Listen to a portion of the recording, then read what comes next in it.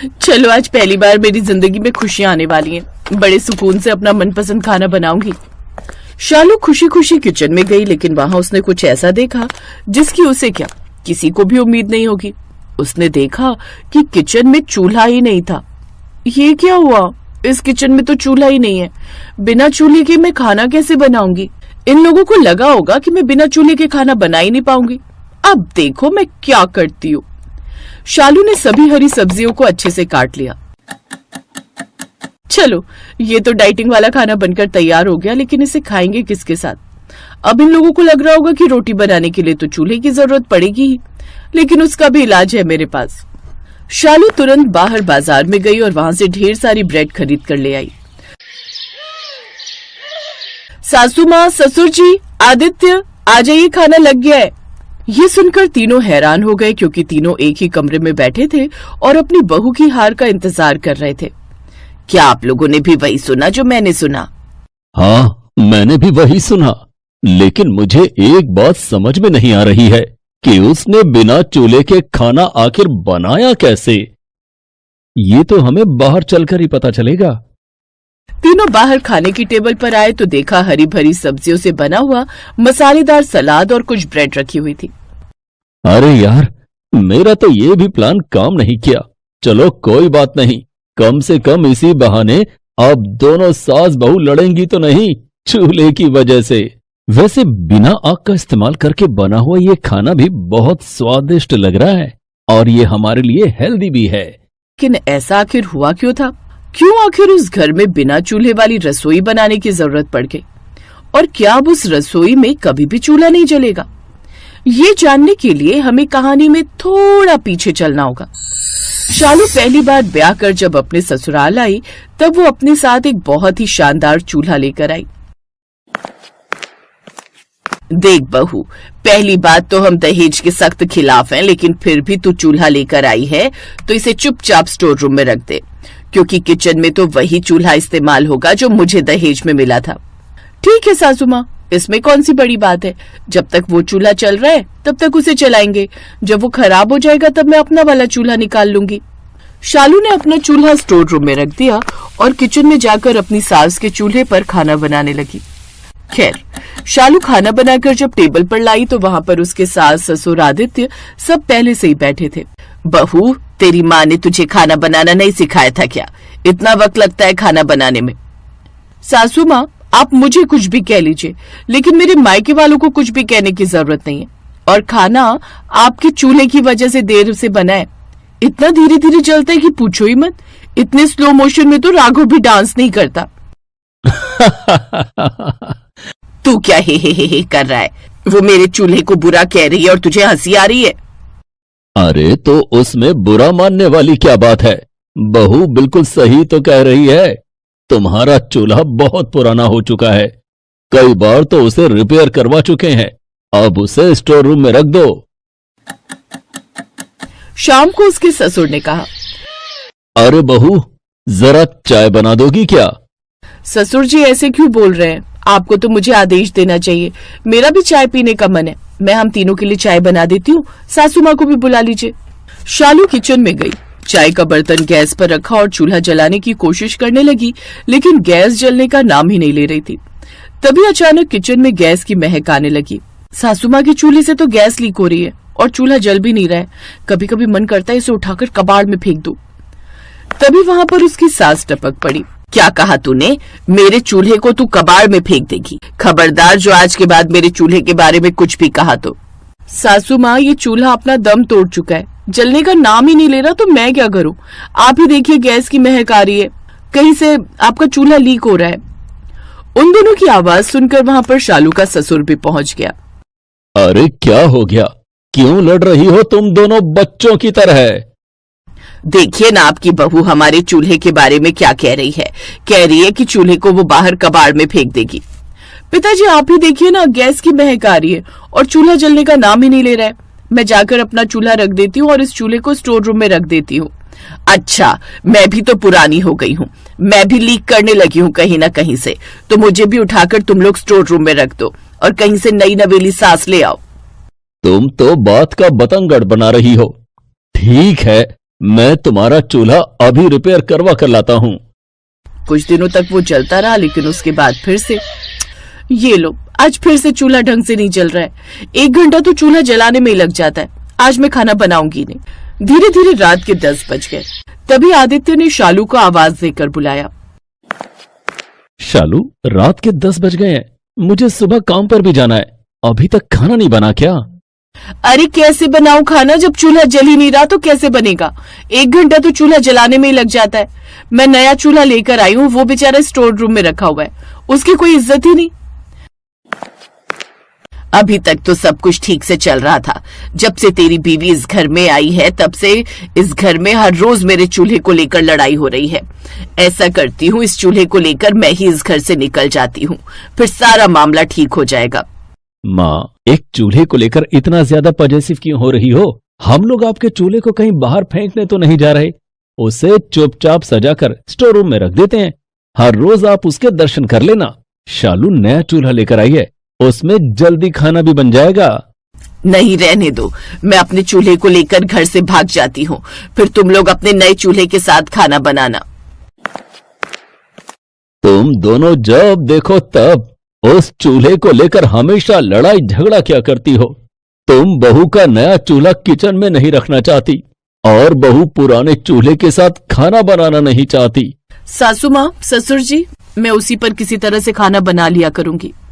देखा, आखिरकार जीत मेरे चूल्हे की हुई। इसीलिए कहती हूँ बहू, अपनी सास से कभी पंगा मत लेना।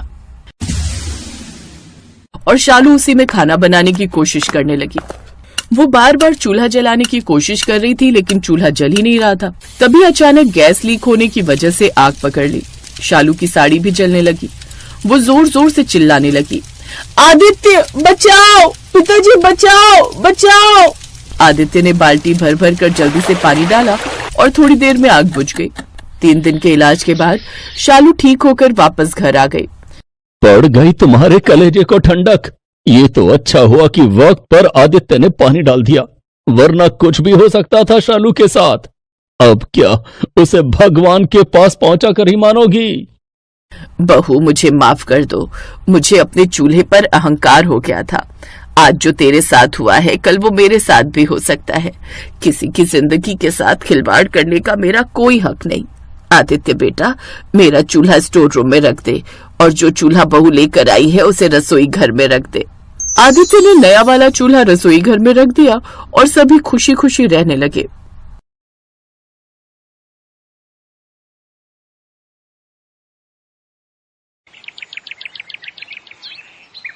दीपा ने सबके लिए हलवा बनाया और पूरी कढ़ाई उठाकर ड्राइंग रूम में ले आई।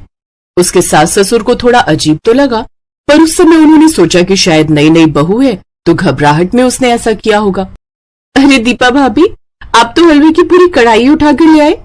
कोई बात नहीं मेघा, चलो तुम भी हलवा परोसने में भाभी की मदद करो। कोई नहीं जानता था कि रसोई के बर्तन इधर उधर रखना और सारा खाना रसोई से लेकर घर में भी फैला देना, ये दीपा और उसके पूरे परिवार की आदत थी। ये तो जब दीपा ससुराल में रहने लगी तब सबको उसकी इस आदत का पता चला। दीपा, तुम रसोई के सारे बर्तन खाना बनाने के बाद बाहर क्यों ले आती हो? आज तुमने दाल चावल बनाए तो पूरा कुकर और कढ़ाई बाहर आंगन में रख दी। ऐसे थोड़ी होता है। तो इसमें क्या बुराई है? बार बार रसोई में जाने से अच्छा है एक ही बार में सारे बर्तन बाहर रख दो। हम तो अपने घर में ऐसे ही करते हैं। अब मैं ये थोड़ी है बार बार मैं रसोई में उठकर जाऊंगी कुछ चाहिए हो तो। सबके बार बार टोकने पर भी दीपा ने अपनी आदत को नहीं सुधारा। एक दिन दीपा के सास ससुर कहीं बाहर गए हुए थे। वहीं दीपा खाना बनाकर हॉल में बैठी हुई थी। तभी कुछ मेहमान आ जाते हैं। नमस्ते बेटा, आशा बहन जी घर पर नहीं है क्या? माँ बाबूजी किसी जरूरी काम से बाहर गए हैं। ऐसा है बेटा, हमारे बेटे जो है राहुल की शादी है। ये शादी का कार्ड है और मिठाई का डिब्बा। माँ पापा से कह देना कि सबने शादी में जरूर आना है। तभी आनंद भी कमरे से बाहर आ जाता है। नमस्ते अंकल जी, नमस्ते आंटी जी। आइए बैठिए ना। दीपा, अंकल आंटी के लिए कुछ चाय नाश्ता? नहीं नहीं बेटा, मुझे लगता है आप खाने के लिए बैठे हो, फिर कभी आएंगे। अच्छा, शादी में सबने पहुंचना है, मम्मी पापा को बोल देना। कार्ड देने आए पति पत्नी अजीब सा मुंह बनाकर वहां से चले गए। दीपा की सास अगले दिन पड़ोस वाली के साथ बातें कर रही थी। क्या बात है आशा बहन, सुना है तुमने तो पूरे घर को रसोई बना दिया है। कल मिस्टर शर्मा और उनकी पत्नी तुम्हारे घर कार्ड देने आए थे ना? हाँ आए तो थे, क्या हुआ? वही बता रहे थे कि तुम्हारे घर जब कार्ड देने गए तो उनसे खड़ा भी नहीं हुआ गया। तुम्हारी बहू ने पूरे ड्राइंग रूम को रसोई बनाकर रखा हुआ था। जिधर देखो उधर खाने के बर्तन फैले हुए थे। मुझे तो मिसेस शर्मा ही बता रही थी, बोली उन्हें तो बहुत प्यास भी लगी थी, पर वहाँ तुम्हारे घर उन्होंने पानी भी नहीं पिया क्योंकि तुम्हारे घर में उनका रुकने का मन ही नहीं था। ऐसे कौन खाना खाता है आशा बहन? मैं बहू से इस बारे में बात करूंगी। अच्छा मैं चलती हूँ। दीपा की सास गुस्से से भरी हुई थी। वो जैसे ही अपनी बहू दीपा को खरी खोटी सुनाने के लिए जाने लगती है, तभी एक टैक्सी उनके दरवाजे पर रुकती है। टैक्सी में दीपा के मम्मी पापा और भाई बहन बैठे हुए थे। दीपा का मायका दूसरे शहर में था, इसलिए शादी के बाद उसके मायके वाले उसे मिलने और कुछ दिन उसके पास रहने आए थे। इस वजह से दीपा की सास उसे कुछ कह नहीं पाई। माँ पापा, ज्योति अमन, आप सबने तो मुझे सरप्राइज दे दिया। हाँ, सोचा शादी के बाद कुछ दिन तुम्हारे पास रह लेते हैं, तुम्हारे शहर में घूम लेंगे। अभी कुछ दिन काम तो था नहीं, इसलिए घर पर खाली ही बैठे थे, तभी तुमसे मिलने आ गए। बहुत अच्छा किया। दीदी बहुत जोरों की भूख लगी है, कुछ बढ़िया खाने को मिल जाए तो मजा आ जाए। दीपा दीदी, मैं तो आपके हाथों के गरम गरम छोले भटूरे खाने के लिए तरस गई। मम्मी तो बनाती ही नहीं है। कोई बात नहीं, मैं अभी थोड़ी देर में सब कुछ बढ़िया तैयार कर दूंगी, तब तक आप लोग फ्रेश हो जाओ। आशा देवी ने सोचा भी नहीं था कि कुछ देर बाद उसके घर का नजारा क्या होने वाला है। अरे दीपा, मुझे प्याज टमाटर यहीं दे दे, मैं काट देती हूँ। हाँ माँ, मैं लाती हूँ। दीदी मैं सलाद का सामान लेकर आती हूँ, आप मुझे बता दो कहाँ रखा है। वही फ्रिज में सब कुछ है, निकाल कर ये बाहर ले आओ। तीनों मिलकर बैठकर काम भी कर लेंगे और गप्पे भी मार लेंगे। ड्राइंग रूम की हालत देखने वाली थी। एक तरफ मेज पर आलू प्याज के छिलके बिखरे हुए थे और बाकी सब सब्जियां फैलाकर बैठी हुई थी। पूरे ड्राइंग रूम का नजारा देखने वाला था। भाभी, ये सब क्या है? पूरे ड्राइंग रूम को तो आपने रसोई बना दिया, सब कुछ गंदा हो गया है। अभी तो काम वाली सफाई करके गई थी और देखो ना, जगह जगह से पंखे से आटा उड़कर इधर उधर फैल रहा है। कोई नहीं, मैं अभी साफ कर दूंगी, बस हो ही गया। ज्योति गुस्से में अपनी मम्मी के कमरे में जाती है और सारी बात कह देती है।